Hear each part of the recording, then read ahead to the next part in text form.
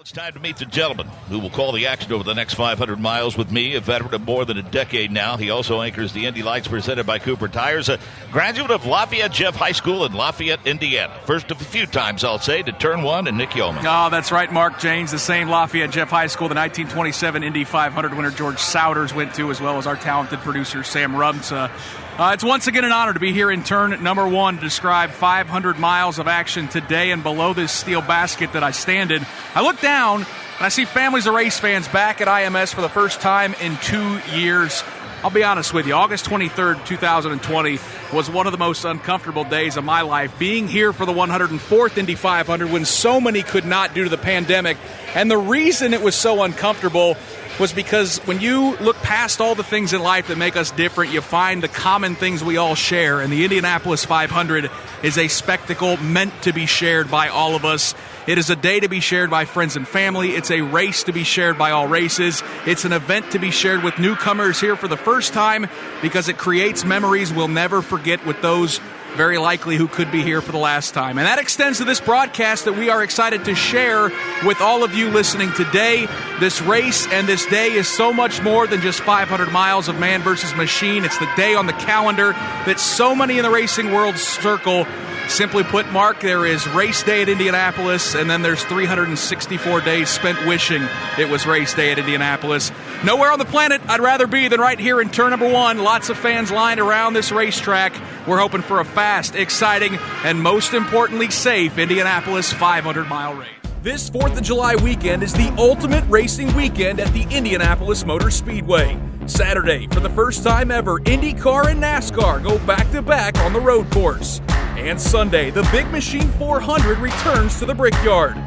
Watch racing's biggest stars trade paint and go wheel to wheel.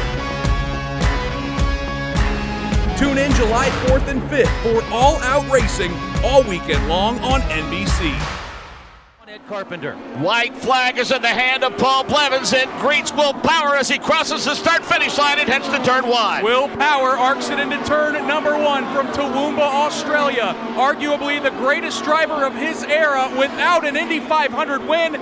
Jake Query, he is half a lap away. Will Power down the backstretch. He has 30. Castro-Neves a couple of car lengths behind Palou. They exit turn number 4. A 2-car length advantage for Palou. Elio Castro-Neves with a strong run off of turn number 4. They are sticking their way down the straightaway. Elio to the high side in turn number 1. Voigt, Unser, Mears, and maybe Castro-Neves. Elio takes the lead out of turn 1. In the Geico restart zone. Fans are on their feet. 45 laps to go here at Charlotte, and Chase Elliott again gets a big jump. It's another fantastic restart, but Elliott locks up the tires, and he noses into the tire barriers. The dominant car of the day has crashed in turn 1.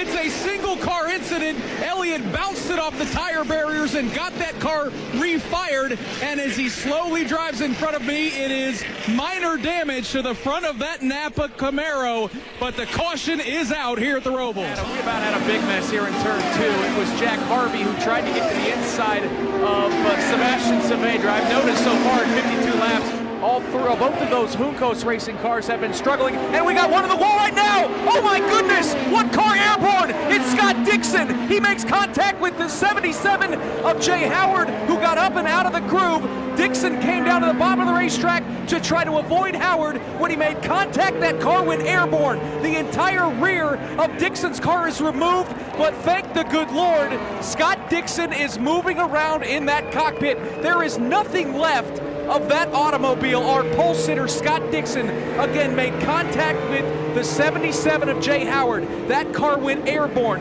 got probably 20 to 30 feet in the air, made contact with the catch fence at the inside, and Scott Dixon is going to walk away from an absolutely horrifying accident here at the south end of the Indianapolis Motor Speedway. Get through the switch back together. They'll indeed do so. Beating it back. Here comes Gregson for second.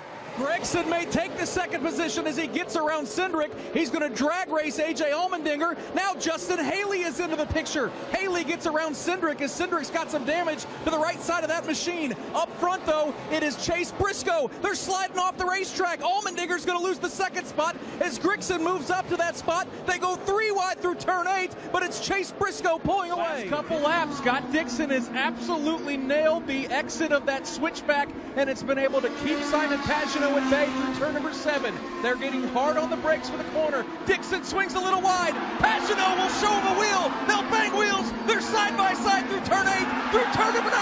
Pagenaud takes over the lead. Here comes Dixon. He'll try to fight back, but it is Simon Pagenaud who has taken the lead in Indianapolis, Jake, with a little over a lap and a half to go. Tony Kanaan, the 12th time is the charm at the Indianapolis Motor Speedway, the Twin Checkers way. TK has won the 2013 500. Let's go to Nick Yeoman. And I'll tell you what, Mike, there is not a dry eye down in this pit lane. Kevin Kalkoven, Jimmy Vasser will go to victory lane at Indianapolis. Speaking of Marco Andretti, he is on the pit road, so our leader comes into the pits.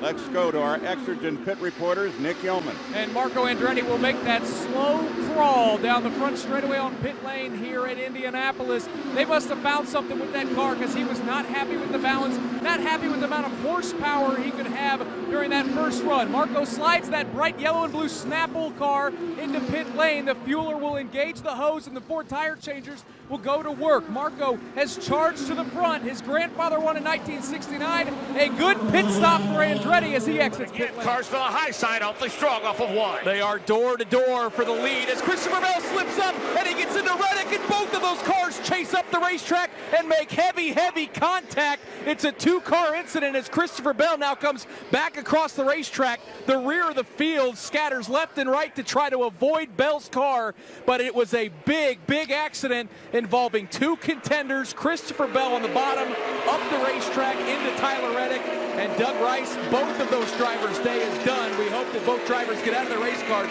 because it was quite a lick against the turn 2 safer bearing. Well, great call there by Nick Yeoman on that crash, and you felt like something like this was almost inevitable. Can he do it? Just a couple of more laps, Nick Yeoman, as they come off of turn number 4. Out of turn 4, they'll see the white flag. Norman moves to the bottom of the racetrack to try to defend Colton Herta. Herta goes to the outside, Mark Janes. 1 lap to go here at Gateway. Wide entrance for Ryan Norman to make Colton Herta lift a little bit. There at the midway point of the back straightaway is Ryan Norman going to go to victory lane here at Gateway. Norman moved up the racetrack out of turn number 2. It looked like it had caused Herta's car to wash up just a little bit. Ryan Norman through turns 3 and 4. He's going to see the checkered flag. Career win number 1 for Ryan Norman as he scores the victory in Indy Lights in an absolutely fabulous battle with Colton Herta across the start-finish line. 0.2 of a second is the winning margin for Ryan Norman. Bank of America Roval 400.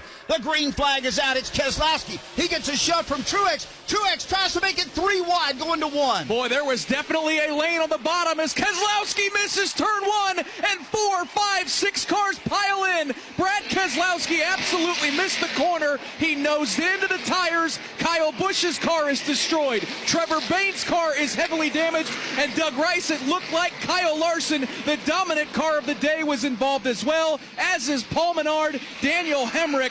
Absolute chaos in turn 1 here on the Roval. Fantastic memory. The 19-year-old from Monterrey, Mexico. Pato Award heading your way, Nick Yeoman. We could be very well witnessing the start of something really special. Out of the final corner, Pato Award's going to sweep the weekend en route to a championship.